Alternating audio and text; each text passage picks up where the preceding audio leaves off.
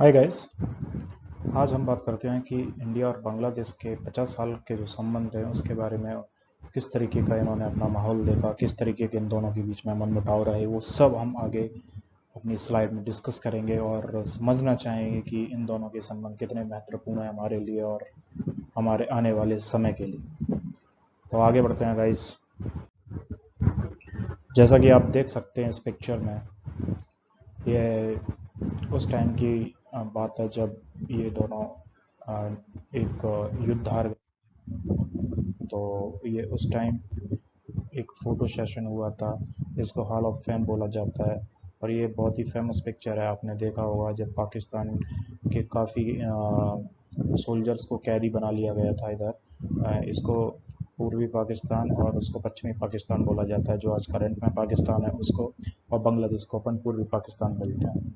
इतना आप सबको पता होगा। चलो आगे बढ़ते हैं।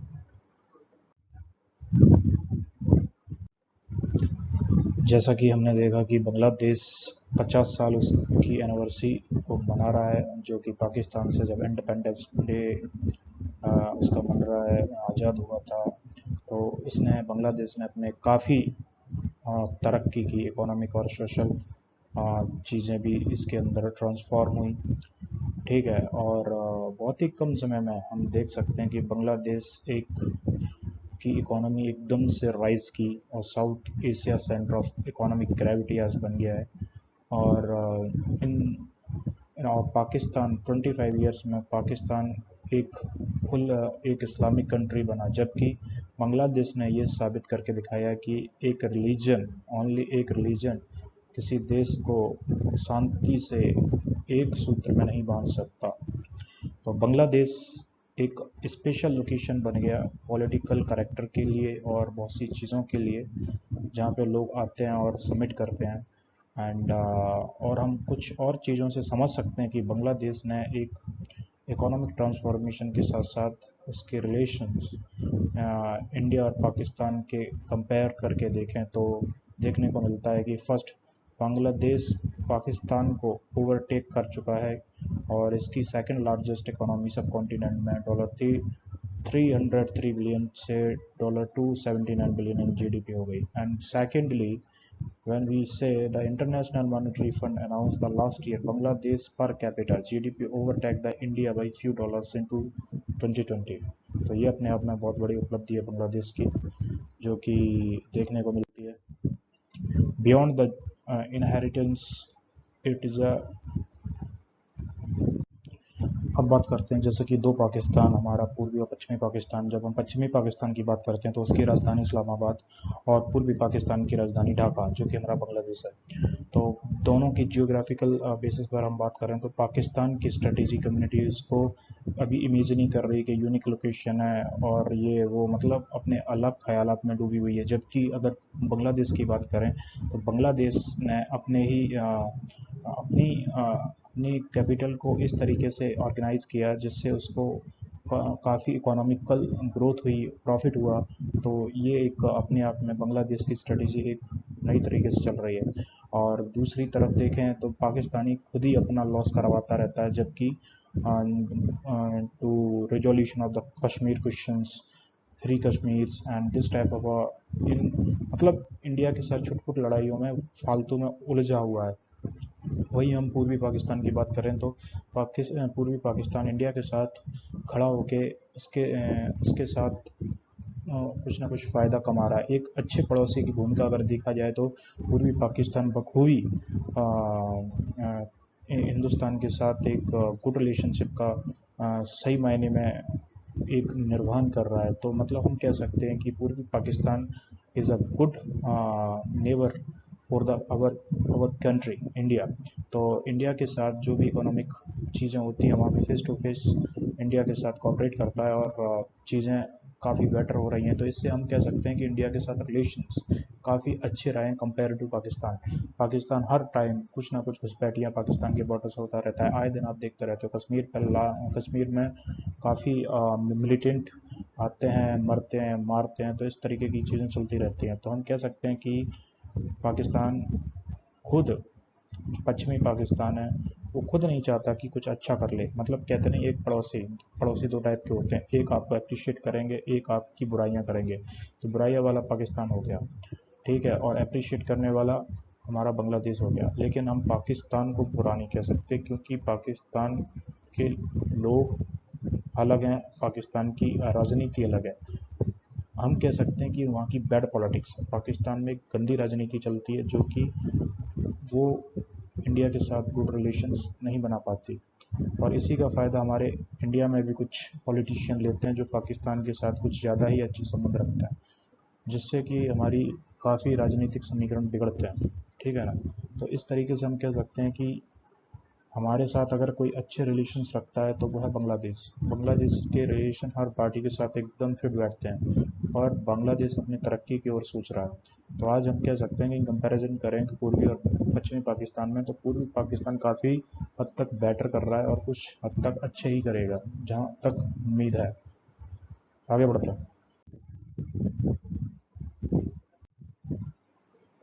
जैसा कि हम और आगे देखते हैं कि जब इंडिया इंडिया की बांग्लादेश के साथ हम लिंक देख सकते हैं, सिविलाइजेशन देख सकते हैं, सामाजिक, साहित्यिक और इकोनॉमिक, आर्थिक चीज़ों के लिंक भी देख सकते हैं, ठीक है। And there are much unites two countries, ठीक। ये कंट्री इतनी यूनाइट्स हैं कि इनकी, ये आपस में इनकी हिस्ट्री भी आपको देख सकते हैं, कॉमन हेरिटेज भी है इनके, लिंग्विस्टिक, भाषा, culture, passionate for the music, literature and arts, ये सारी चीज़ें मिलती जुलती हैं। तो एक अच्छे पड़ोसी की भूमिका यही होती है कि हमारे साथ घुल मिल जाए, तो वही चीज़ है। तो इंडिया एक ऐसी कंट्री थी जो भूटान के साथ बांग्लादेश को एक सॉवरेन स्टेट की तरह इसको एक पहचान दिलाई, जो कि 6 दिसंबर 1971 की बात है, ठीक है। Also India calling it's longest border, जो कि 4096.7 किलोमीटर है विद बांग्लादेश के साथ, और फिफ्थ लॉन्गेस्ट बॉर्डर है ये कंटेम्प्रेरी वर्ल्ड में।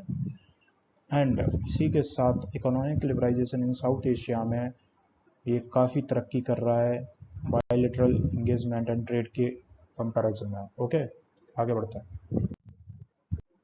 इनके कुछ बैरियर्स, आयामों को भी समझ लें कि हमें किस तरीके से बांग्लादेश हमारे लिए ज़रूरी है और बांग्लादेश के लिए हम ज़रूरी हैं। तो एक कह सकते हैं कि अगर हम इसको जियोपॉलिटिक्स के आधार पर समझें, तो कह सकते हैं कि perspective of India's north east, Bangladesh हमारा एक स्ट्रैटेजिक नेबर है, जिसको न्यू दिल्ली या सेंट्रल गवर्नमेंट कभी भी इग्नोर नहीं कर सकती।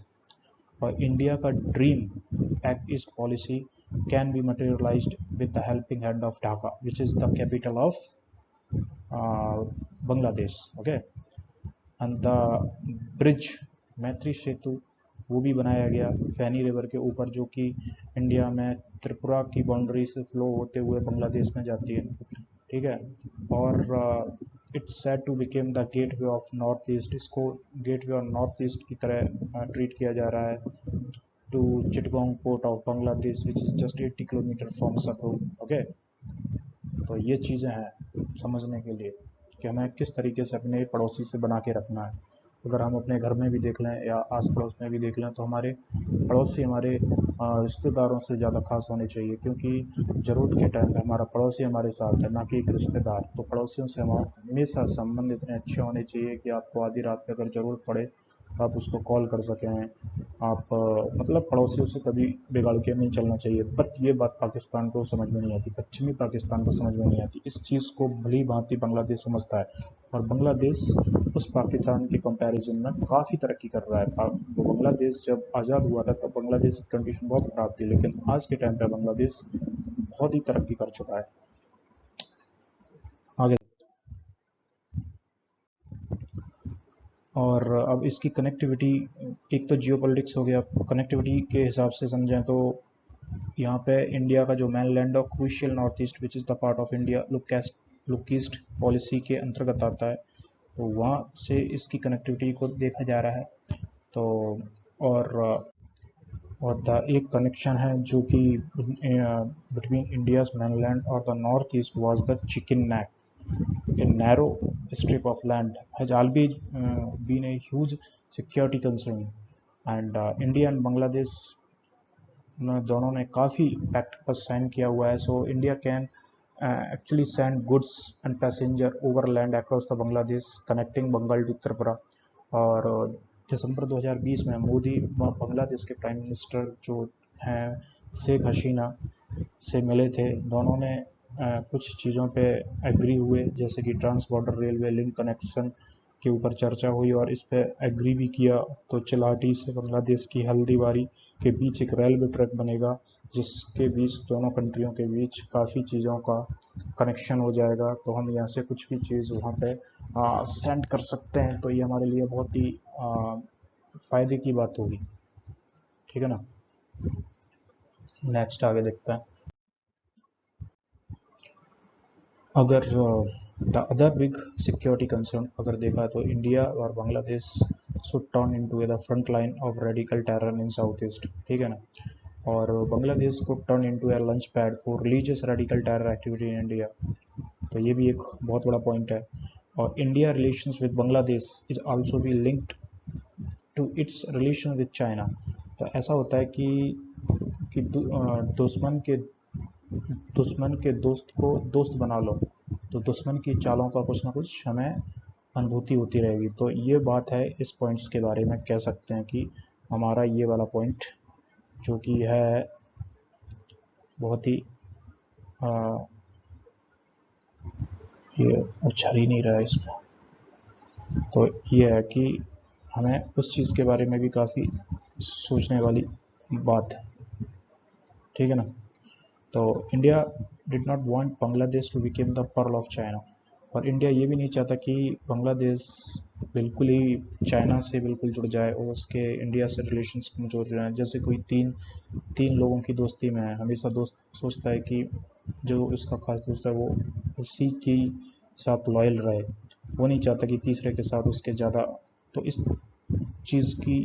टाइप की चीज़ें भी होती रहती हैं. तो इन चीज़ों से भी मतलब दुश्मन के दोस्त को अपना दोस्त बना लो तो हम काफ़ी हद तक सेफ जोन में रहते हैं. अब बात करते हैं ट्रेड की. तो अब ट्रेड में है कि Bangladesh is currently India's biggest trade partner in the south Asian region.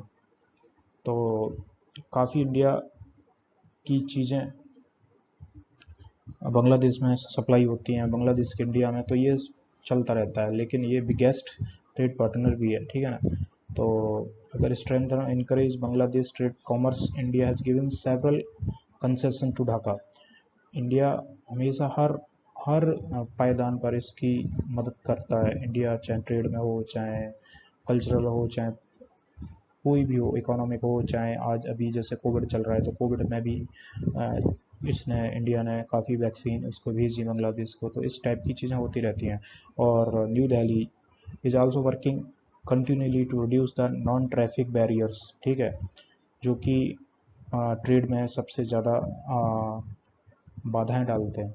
And to increase trade India developing integrated check post in 10 border crossings. तो जो बॉर्डर क्रॉसिंग होती है वहाँ पे तो इंडिया इंटीग्रेटेड चेक पोस्ट बना रहा है, जो कि पॉइंट टू लोअर, जिसका मेन पॉइंट है लोअर एनटीबीज. ओके. नेक्स्ट देखते हैं. अब दूसरा पहलू देख लें, फाइनेंशियल असिस्टेंस. इस पे क्या है कि इंडिया ने हमेशा बांग्लादेश की मदद के लिए हाथ बढ़ाया. जब भी बांग्लादेश में कुछ क्राइसिस हुआ तो इंडिया सामने आया, उसने हेल्प की.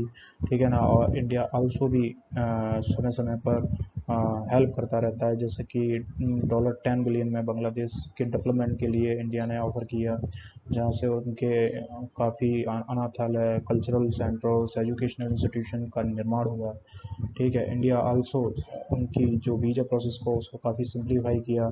तो बांग्लादेशी टूरिस्ट के लिए तो 1.5 मिलियन वीज़ा 2019 में इशू किए गए. तो ये अपने आप में बहुत बड़ी उपलब्धि है. ठीक है ना.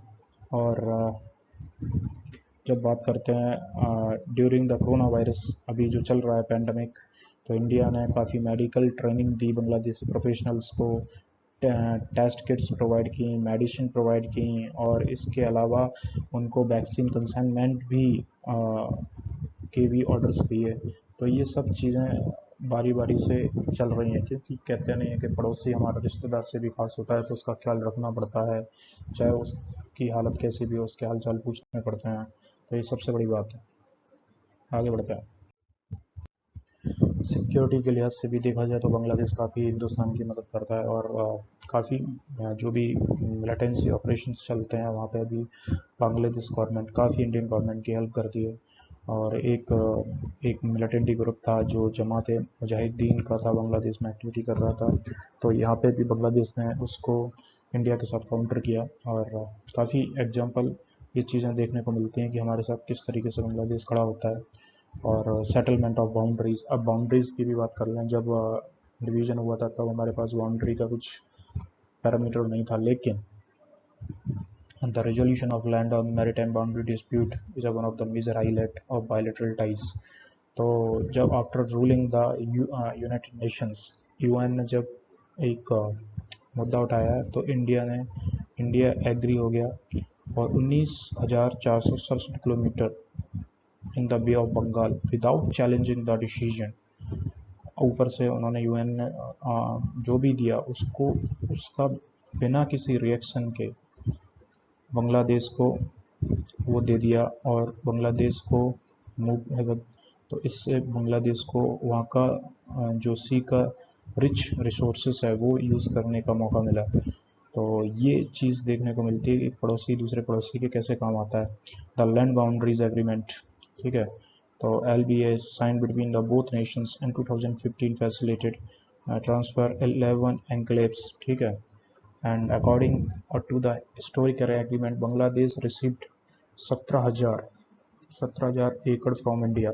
इंडिया ने बांग्लादेश को 17,000 दिया, एंड बांग्लादेश ने 7,000 एकड़ तो इंडिया को दिया, ठीक है ना। तो ये चीज़ें मिलती हैं कि हम दोनों कितने मिलजुल कर रहते हैं। तो ये चीज़ें हैं इसके टाइज में, ये हमारे 50 साल में जो हुआ उस चीज़ की समरी है जो कि मैं आपके सामने रख रहा हूँ। I hope you will understand very well. आगे बढ़ते हैं। अब बात करते हैं कि there few immigrants as well, जो इलीगल इमिग्रेशन होता है, तो ये सबसे बड़ी चीज़ है, माइग्रेशन होता है। तो illegal migration, this is always be a primary problem for the India since the partition of Bengal. Bengal के पार्टीशन के टाइम से ये इंडिया की सबसे बड़ी प्रॉब्लम रही है। एंड सुप्रीम कोर्ट ने भी सेंटर को आदेश दिया है कि आप इंडिया और बांग्लादेश के बीच की फेंसिंग करें, और इलीगल जो इमिग्रेंट्स हैं बांग्लादेश से असम में आए हैं उनके खिलाफ भी कुछ कार्रवाई करें और उनको पहचानें, पकड़ें। तो ये NRC और ये इस चीज़ के लिए भी कुछ ना कुछ इसका कनेक्शन है। तो कनेक्शन क्या है, ये बात ही है पूरी। और सेकंड बात पे आते हैं कि dragon is the elephant in the room. तो ड्रैगन हो गया अपना चाइना, ठीक है, एलिफेंट अपना बांग्लादेश। तो सीधी बात है कि 2016 में चाइनीज़ प्रेसिडेंट जिनपिंग ने बांग्लादेश का विजिट किया, और small country agree to join the OBR। तो अब बांग्लादेश छोटी कंट्री है और OBR से इसको फ़ायदा बड़ा होगा क्योंकि इससे काफ़ी कंट्रियाँ जुड़ेंगी, जैसे ऑस्ट्रिया, अजरबैजान, बहरान, बांग्लादेश। तो तो काफ़ी काफ़ी कंट्री हैं जो जिसमें हाई इनकम है, ठीक है, और काफ़ी यहाँ पे ऑप्शंस खुल रहे हैं ट्रेडिंग के लिए। जब कोई किसी कंट्री के लिए ट्रेडिंग के लिए ऑप्शन मिलेंगे तो वो बेटर ऑप्शन चूज़ करेगा, तो यही बेटर ऑप्शन OBR में है। OBR का मतलब होता है OBR का मतलब होता है कि अपना one road, one belt one road, ठीक है।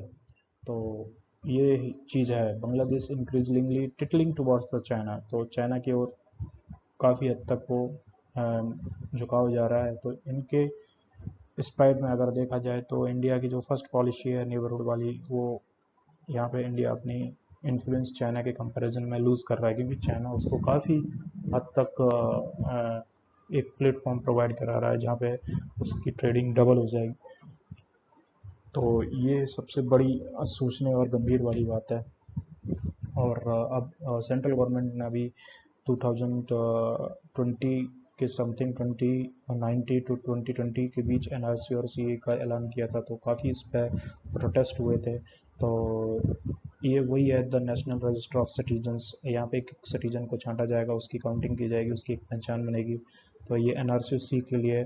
तो तो यहाँ पे 1.9 million Assamese from the list with a group of labeled as the illegal immigrant from the Bangladesh। तो बांग्लादेश से कुछ लोग इंडिया में आके रह गए हैं 1971, ठीक है। तो India plans to seek their repatriations to Bangladesh, इनको वापस बांग्लादेश भेजने का प्लान कर रहा है। And Bangladesh remain firm in the stand and no migrants travel to Assam illegally during the 97 bar of the तो independence that the controversial NRC risk hurting the relations. तो NRC काफ़ी, क्योंकि बांग्लादेश वहाँ पे कह रहा है कि हमारे यहाँ से कोई नहीं गया और इंडिया कह रहा है वहाँ से यहाँ पे आए हैं, तो ये चीज़ें रिलेशन में दरार पैदा करने वाली जैसी चीज़ें हैं। देखते हैं आगे क्या होता है, लेकिन जो भी होगा गवर्नमेंट इस पर काफ़ी स्ट्रिक्ट है, लेकिन यहाँ पे राजनीतियाँ शुरू हो जाती हैं। ठीक है ना, आगे बढ़ते हैं। रोहिंग्या इशू भी अपने आप में काफ़ी बड़ा इशू है, जिसमें कि Rohingya issue and India remarks 2017 on this have been upsetting for the Bangladesh. तो बांग्लादेश के लिए अपसेट करने वाला सबसे बड़ा इशू है रोहिंग्या। तो रोहिंग्या को बांग्लादेश में शिफ्ट करने की बात चल रही है, तो इस पर बांग्लादेश भी काफ़ी हद तक अपसेट है। और एक और इशू है जो कि डिस्प्यूट है, जो कि रिवर वाला है। India Bangladesh have failed to conclude the framework agreement, ठीक है ना, to optimize the use of water from the 6 river including the Manu and Muhuri and Kaveri, Gumti, Dharla and तुलकुमार, जो कि अभी भी काफ़ी महीनों से डिस्कस चला आ रहा है, लेकिन इसका कुछ अभी तक समाधान नहीं हुआ। एंड ना एक तीसरा वाटर शेयरिंग एग्रीमेंट था, उसके ऊपर भी कोई प्रोग्रेस देखने को नहीं मिली। तो ये सारी चीज़ें किसी भी कंट्री के लिए थोड़ी अपसेटिंग रहती हैं, क्योंकि कुछ चीज़ें इशू बने रहते हैं, क्योंकि कहीं ना कहीं पॉलिटिकल इक्वेशन फिर नहीं बैठते हो, तो इन चीज़ों का काफ़ी हद तक मिसयूज़ भी होता है। और इस चीज़ पर गवर्नमेंट को वर्क करना चाहिए, मे भी गवर्नमेंट कर भी रही होगी। चलो आगे बढ़ता है।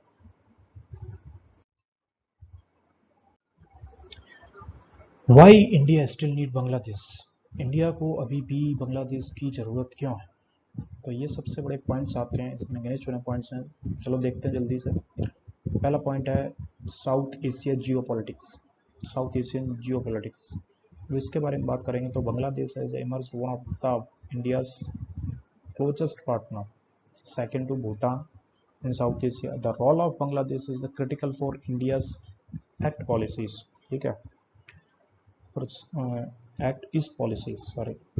तो तो ये सबसे बड़ी चीज़ है, ईस्ट में जितने भी अगर इंडिया को कुछ करना है तो भूटान, ये बांग्लादेश हमारा सबसे अहम एक कहते हैं एक प्यादा है, एक अच्छा अच्छा एक सपोर्टिव फ्रेंड है जो हमारी हेल्प कर सकता है, ठीक है ना।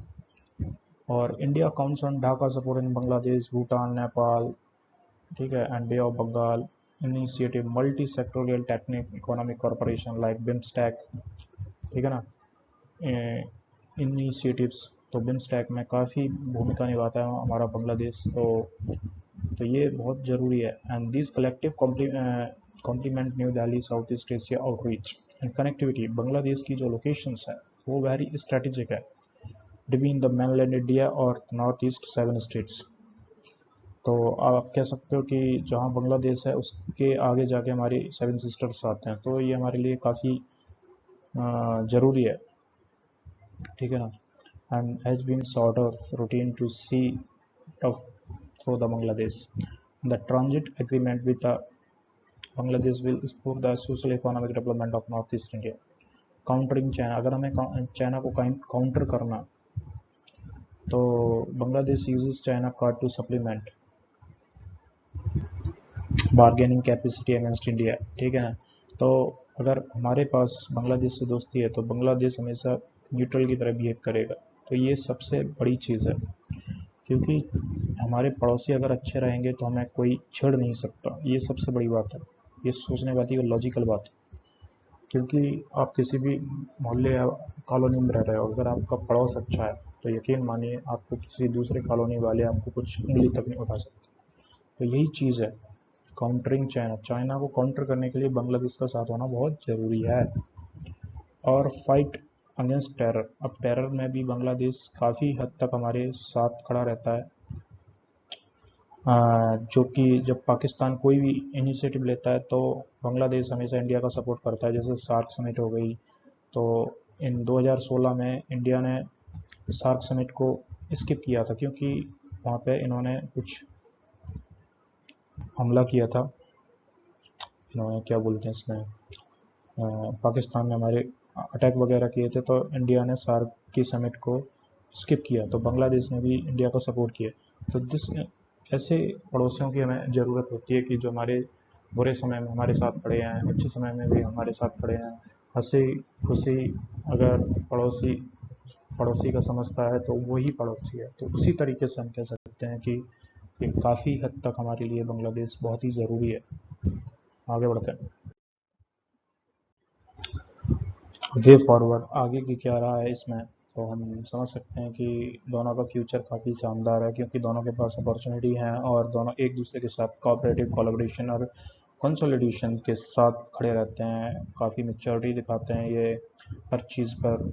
एंड दोनों ही बहुत ही डिप्लोमेटिक कार्ड्स काफ़ी मैच्योरिटी के साथ, काफ़ी होशियारी के साथ खेलते हैं, तो कि जो कि बहुत ही ज़रूरी है किसी भी चीज़ को की तह तक पहुंचने में, किसी भी टारगेट को अचीव करने में। तो ये काफ़ी हद तक है। अगर आप एक सिंपल सा मेथड है, अगर आपको इंडिया और बांग्लादेश का रिलेशन समझना है तो पहले आप अपनी कॉलोनी में जाएं, अपने पड़ोसी और आपके बीच का रिलेशन समझो, उसमें क्या क्या ज़रूरी है वो चीज़ें समझो। वहाँ पे कॉर्पोरेशन ज़रूरी है, कोऑपरेशन ज़रूरी है, कोलैबोरेशन ज़रूरी है, कंसोलिडेशन भी ज़रूरी है।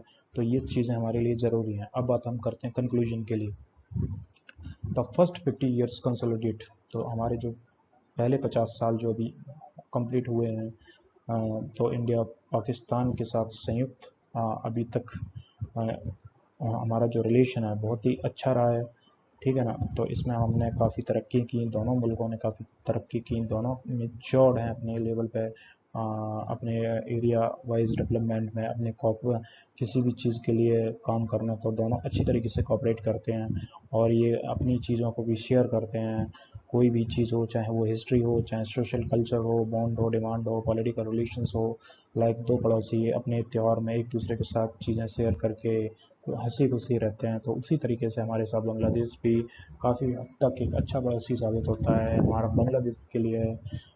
हमारे इंडिया में काफ़ी पॉजिटिव एटीट्यूड है क्योंकि बांग्लादेश भी इंडिया के लिए एक पॉजिटिव एटीट्यूड रखता है। तो ये सारी चीज़ें हमारे एक अच्छे पड़ोसी की एक डेफिनेशन साबित करती हैं। तो यही मुझे कहना था। आई थिंक मेरे जो भी आपको मैंने बताया वो काफ़ी हद तक आपको समझ में आया होगा। Thank you guys.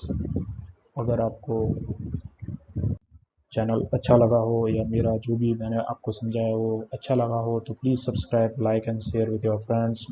अगर आप शेयर करोगे और सब्सक्राइब करोगे तो इससे मेरे को मोटिवेशन मिलेगा, तो मैं आपको और अच्छे से अच्छे वीडियो बना के दूंगा जिससे कि हम चीज़ों को और गहराई से समझेंगे। ये एक बर्निंग टॉपिक था जो कि मुझे लग रहा था कि बहुत दिन से मैं इसके ऊपर कुछ ना कुछ बनाऊं। तो आई होप यू विल अंडरस्टैंड कि मैंने किस तरीके से आपको समझाया है, आपको समझ में आया होगा। Thank you guys. लाइक करना ना भूलें और सब्सक्राइब तो करना ही करना है क्योंकि आपको तभी दूसरी नोटिफिकेशन मिलेगी। और थंबनेल और जो घंटी है ना उसका बटन दबाना बहुत ज़रूरी है। Thank you guys.